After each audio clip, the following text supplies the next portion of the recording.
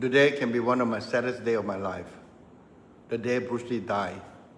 And this is a tribute to my uncle Bruce. Today he will be 85 years old. His 85th birthday.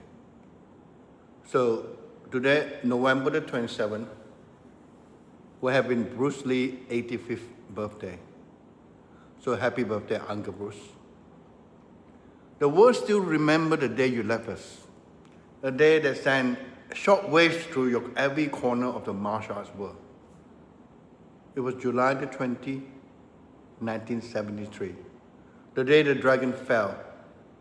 But his spirit never died.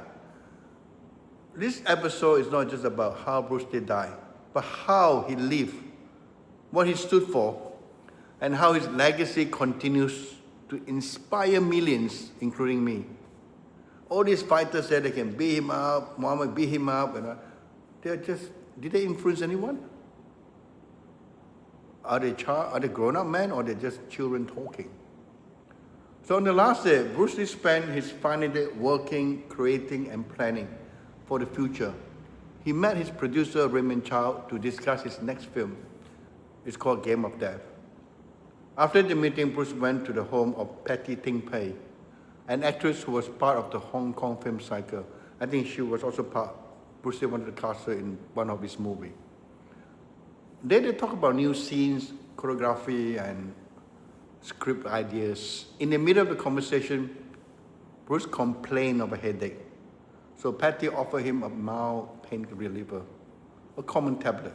And Bruce decided to rest in a bedroom after she took the tablets. He lay down, and that's it. He never woke up. When Raymond Chow returned later, Bruce was still asleep, but his breathing had stopped. They rushed him to the hospital, but it was too late. He was only 32 years old.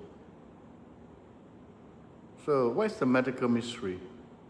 There's so many rumors of Bruce Lee, how he died, you know.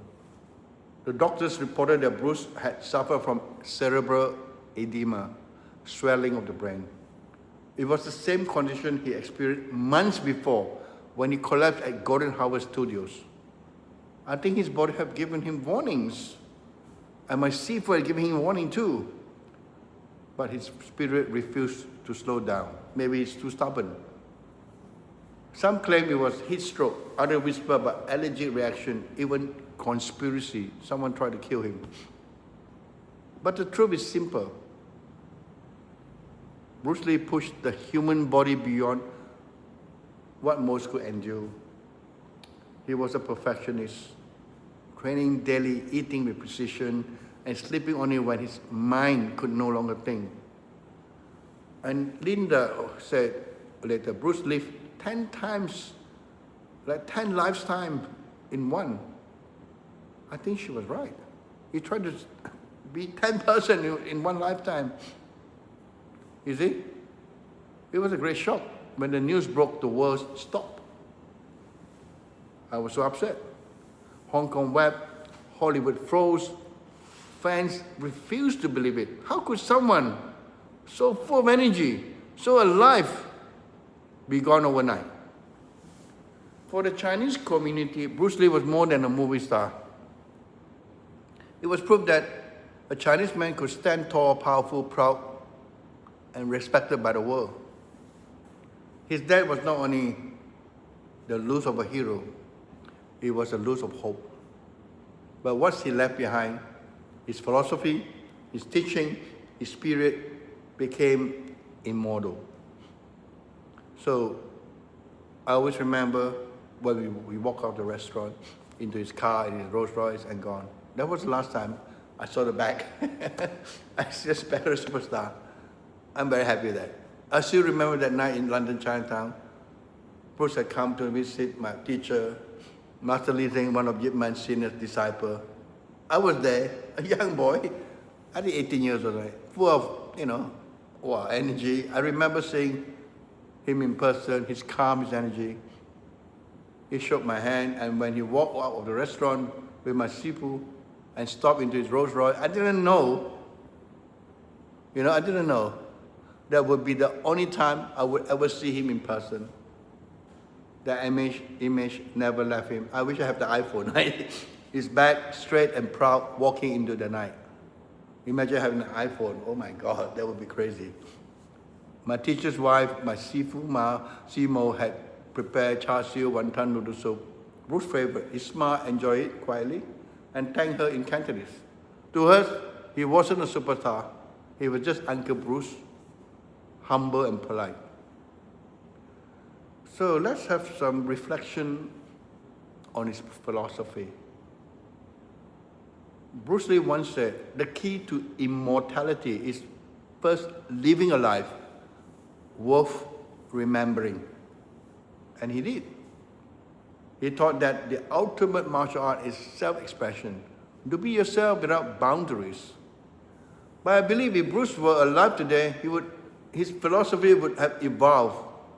At 85, he might have embraced the softer energy, the calm, the power of Tai Chi, the internal flow of Qi, the wisdom of stillness.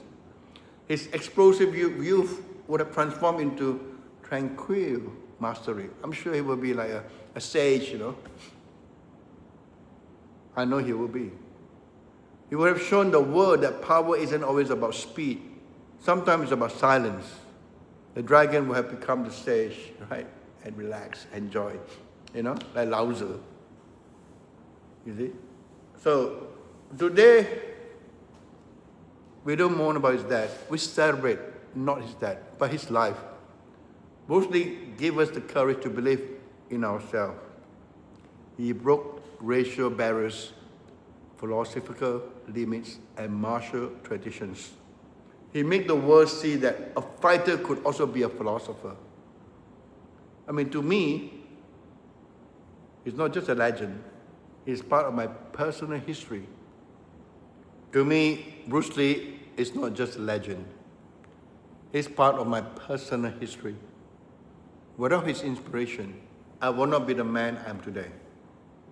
Uncle Bruce, you might never have known me, but I knew your spirit. It lives in every movement I teach, every breath I take, every punch I throw. So today, on your 85th birthday, I say this from the heart. Thank you for giving the world so much hope. Thank you for giving the people pride, especially the Asian and the Chinese people. And thank you for teaching us that true strength comes from knowing yourself. Happy birthday, Uncle Bruce. The dragon lives on in all of us. See you all in the next video.